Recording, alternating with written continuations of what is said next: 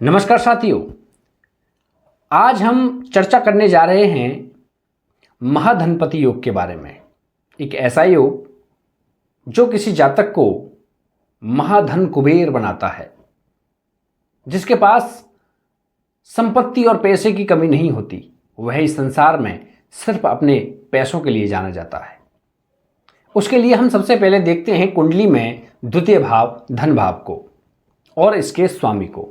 यदि धन भाव और इसका स्वामी अच्छी स्थिति में है, लग्न पंचम और नवम भाव से संबंध बनाता है, तो उसके पास संचित धन पर्याप्त मात्रा में होगा।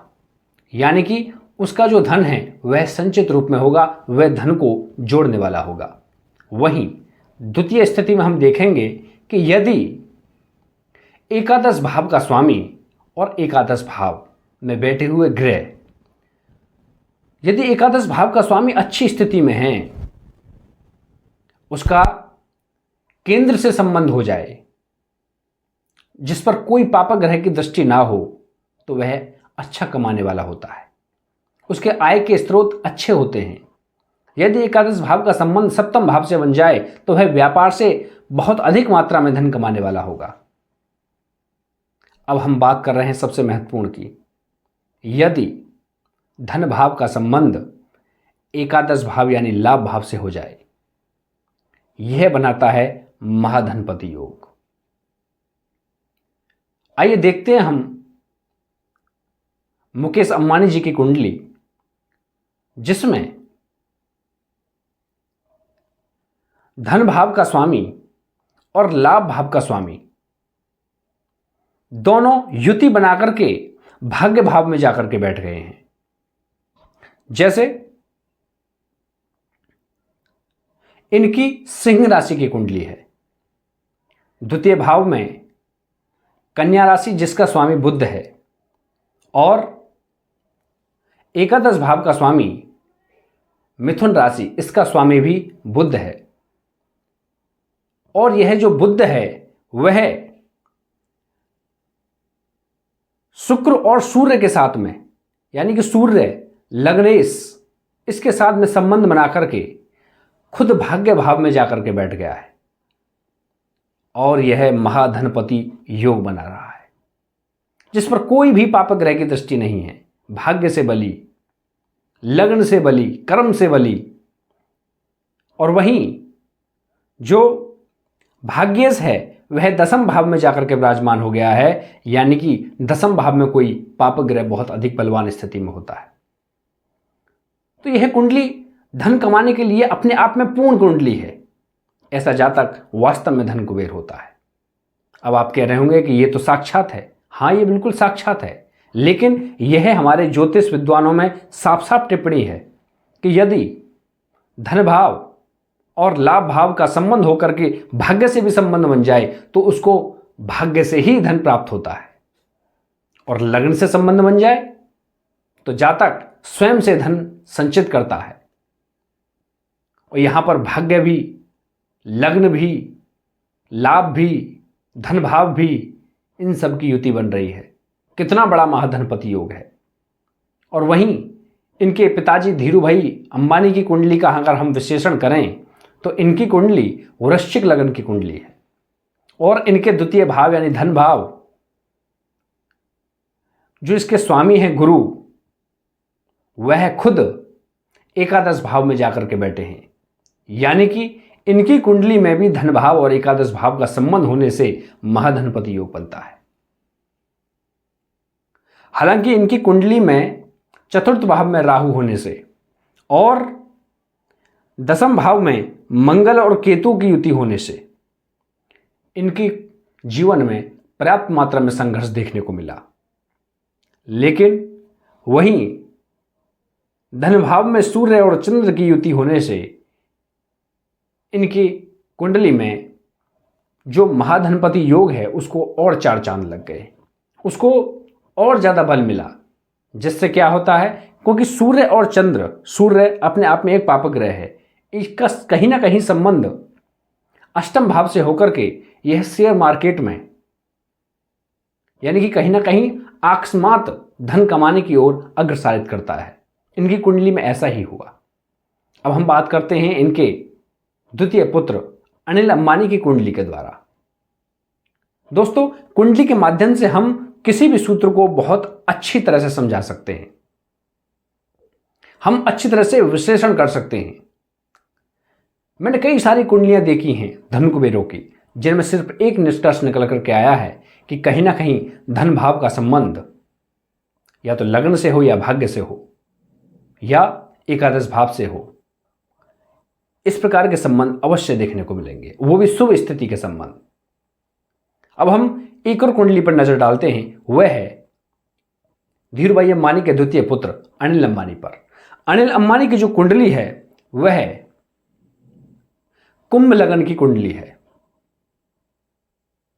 और इनके जो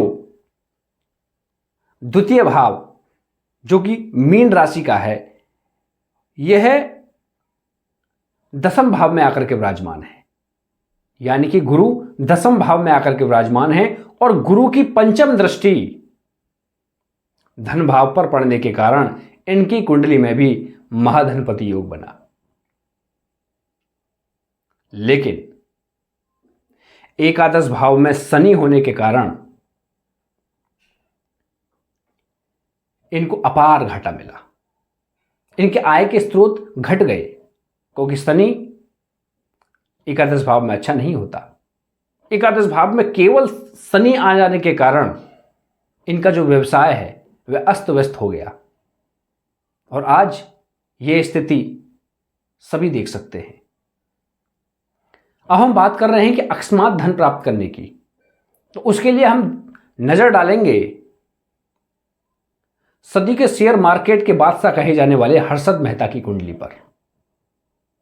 हर्षद मेहता की जो कुंडली है वह भी वृश्चिक लग्न की कुंडली है, और इनके अष्टम भाव जो कि शेयर मार्केट का अकस्मात धन प्राप्ति का, गड़े हुए धन को प्राप्त करने का एक भाव होता है। और इसमें गुरु, बुध और केतु, यानी कि जो धन भाव का स्वामी है वह अष्टम भाव में जाकर के विराजमान हो गया है। यानी कि जो धन प्राप्त होगा वह कहीं ना कहीं अष्टम भाव से संबंध होकर के प्राप्त होगा, यानी शेयर मार्केट से प्राप्त होगा, कूटनीति से प्राप्त होगा। और जो एकादश भाव का स्वामी है वह बुध है, यानी कि धन भाव और एकादश भाव युति बनाकर के अष्टम भाव में बैठे हैं। कितना सटीक सूत्र है, दोनों युति बनाकर के अष्टम भाव में विराजमान है। ऐसा जातक शेयर मार्केट में क्यों ना बादशाह हो। अचानक धन की प्राप्ति हुई, अचानक धन कुबेरों में शुमार कर दिया इनको। केवल धन भाव और आय भाव दोनों ग्रह युति बना करके केतु के साथ में अष्टम स्थान में बैठ गए, और वहीं धन भाव में मंगल और राहु अंगारक योग बना करके इस अष्टम भाव पर दृष्टि डाल रहे हैं। और यह अंगारक योग अच्छा नहीं होता, और अष्टम भाव पर दृष्टि डाल दे तो आयु को क्षीण कर देता है। ऐसा ही हुआ इनके जीवन में।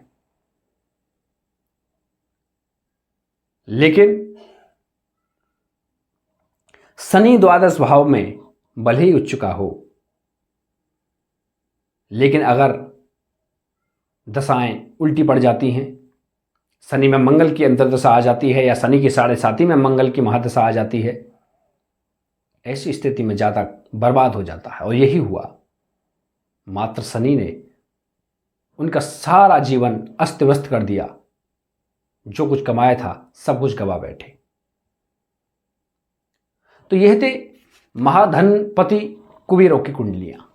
और भी ऐसे धन कुबेरे हैं जिनकी कुंडलियों में एक सूत्र भली भांति देखने को मिलता है, वह है धन भाव के स्वामी का संबंध आय भाव के स्वामी से, और आय भाव के स्वामी का संबंध या तो होगा पंचम भाव से या होगा नवम भाव से। तो कहीं ना कहीं धन कुबेर बनने के लिए मात्र यह 5 भाव जिम्मेदार हैं।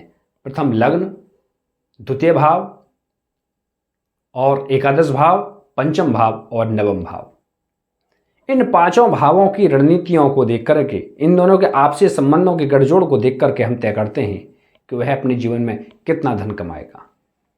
अभी हमने देखा होगा कि जो धन कुबेर हैं उनकी कुंडली में मुख्य रूप से क्या देखने को मिला। नमस्कार।